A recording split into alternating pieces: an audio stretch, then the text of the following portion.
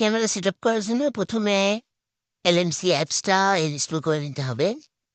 তো তারপরে হচ্ছে এখানে ফাইল ডাউনলোড করে নিতে হবে, কন্টেন্ট ফাইল। যেমন এখানে এখন কন্টেন্ট ফাইল নাই, তো আমাদের ফাইলে ডাউনলোড করা আছে, আমি দেখাইতেছি। তো ইন্টারন্যাশনাল গেলাম, স্টোরেজে যাওয়ার পরে ডাউনলোড অপশনে গেলাম। ডাউনলোড করে রাখছি আমি আগেই। তো এখান থেকে যেমন স্টেট দু একটা আছে, তো এটা আমরা কপি করে নেব। নেওয়ার পরে যে ফোল্ডারটা আছে এলএমসি 8.4, এটার মধ্যে আমরা কপি হ্যার করে দেবো, তাহলে এখানে চলে আসবে। তারপরে এখানে আমাদের কাজ শেষ।